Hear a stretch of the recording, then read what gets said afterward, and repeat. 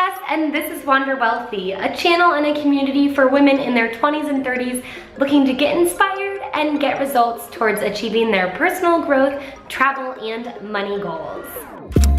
Whenever your heart is broken. Today I wanted to do something a little bit fun, but definitely different from things that I typically do on my channel. And that is, I want to share the top 5 quotes to live your life by from the top 5 most viewed TED Talks of all time to date, as of 2017. If you don't know what TED Talks are, then you should probably go check them out. But they're really these short, inspiring speeches, and their tagline is ideas worth spreading. They put it on TED.com, but also on YouTube, and they're just amazing, fascinating talks that I personally love to indulge in. So I thought it would be really fun to check out the top 5 as far as view count goes that have ever been viewed, and these talks have over 20 million views. You know that they're popular ideas and they're really fascinating and inspiring. At least personally I think so, and I think 50 million other people do. So I sat down, and although I've seen pretty much all of these,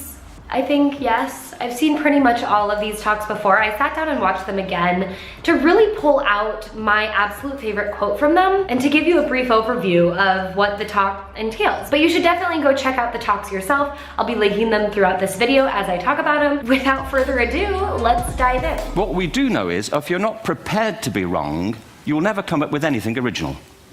If you're not prepared to be wrong.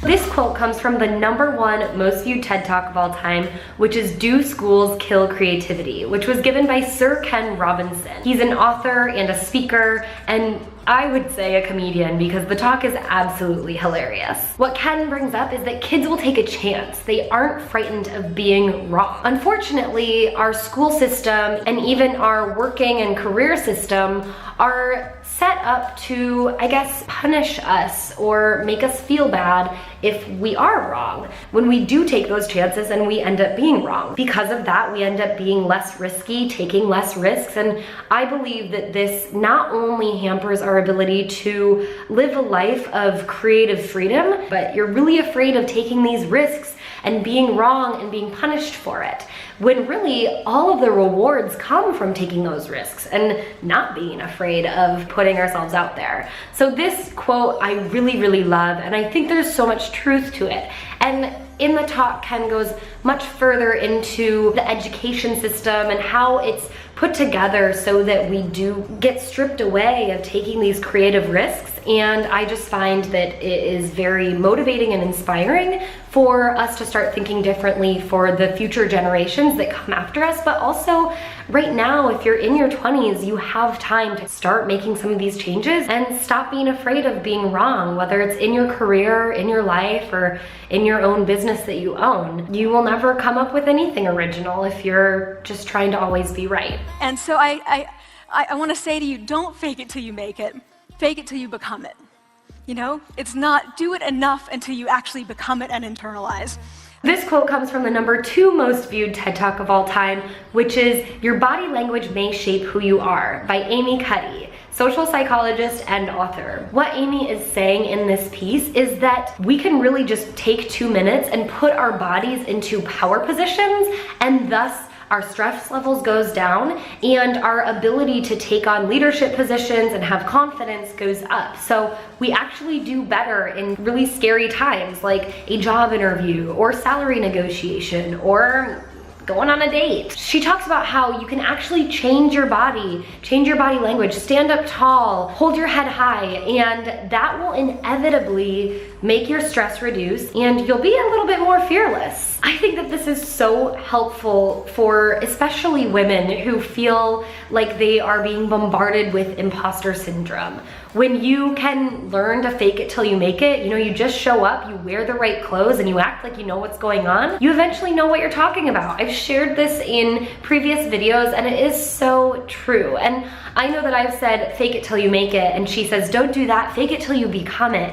And that is totally true. You want to become and embody this type of person that you're really kind of faking it until you make it to be. If you just keep doing it and keep faking it and keep faking it and keep showing up and keep doing it, eventually you will inevitably become it. The talk is just so good. She talks about the advice that she received when she was going into grad school and then becoming a lecturer, and how she felt like such an imposter, and it is so relatable on every level to what I believe is every woman's life experience, from trying to get that job interview to negotiating a higher salary to getting promoted, or even if we're not talking about career, maybe it's building your own business or doing something you never thought you could. Maybe it's joining those acting classes or trying to sing on stage for the first time. Sometimes all you can do and what you should do is fake it until you become it. What it proves to us is that people don't buy what you do, people buy why you do it. People don't buy what you do, they buy why you do it. This quote is from the number 3 most viewed TED Talk of all time, which is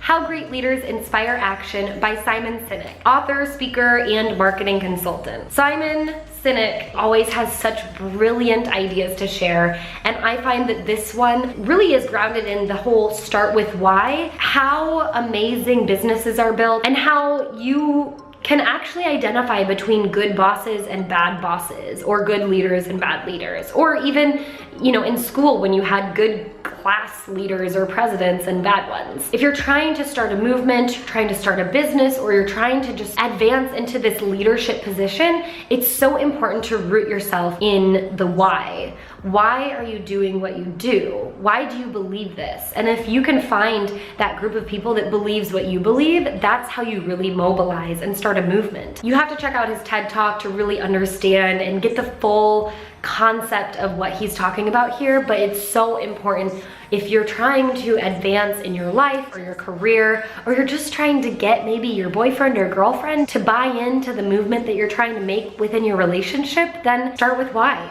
And the last, which I think is probably the most important, is to believe that we're enough. Because when we work from a place, I believe, that says, I'm enough, then we stop screaming and start listening. We're kinder and gentler to the people around us, and we're kinder and gentler to ourselves. This quote comes from the number 4 most viewed TED Talk of all time, which is The Power of Vulnerability by Brené Brown. Brené is a researcher, an author, a speaker, a storyteller, and she, again, is incredible. I have read a couple of her books and listened to her audiobook, The Power of Vulnerability, which is just a much, much longer version of the TED Talk where she talks about vulnerability. And she is almost like you want to listen to her talk. She shares stories that are so relatable, and she speaks so softly and authentically, and it just like hits you in your heart. She studied shame for a long time, and she found that at the root of shame was this vulnerability. She found that the people that are the most wholehearted in life are willing to be vulnerable. They accept vulnerability, and they understand that calling your friend after their mother or father died to talk about how sorry you are, but just talk to them and face them for the first time, or telling that person that you love them for the first time, or doing pretty much anything for the first time, is really a powerful movement, because you're accepting the fact that you're taking some sort of risk, or you're putting your heart on the line, and you're willing for it to get broken or for things to go wrong. And being vulnerable might take a lot of work, and it might take a lot of self-acceptance and effort, but it can really help you become more powerful and be a more wholehearted human being. I think the most curious one that I came across was it was a case report of a woman who had an orgasm every time she brushed her teeth. This was... And this quote came from, I'm not kidding, it's the number 5 most viewed TED Talk of all time, which is 10 Things You Didn't Know About Orgasm by Mary Roach, who is an author specializing in popular science and humor. Obviously. I don't have a lot to say about this one, except that if you want to have a little bit more fun after watching some of these more serious talks, then definitely check it out. It's actually very interesting. And the moral of this is that life doesn't always have to be so serious. We don't have to take ourselves so seriously, and we don't have to only open ourselves up to the more serious topics, but we can have a little fun, enjoy ourselves, love ourselves, and just really indulge in all of life's great experiences. So I hope you guys got something out of this. If you liked this video, go ahead and give it a thumbs up. If you like TED Talks, I want to know your favorite one down in the comments below. I hope you get a chance to check them out. And I hope you get a chance to check out our private Wander Wealthy Facebook community. We're a group of women setting goals and supporting each other around personal finance, personal development, and travel. So come on over to wanderwealthy.com/FB to get your welcome video and snag your invite, and I can't wait to see you in there. Make sure to subscribe to this channel so you can be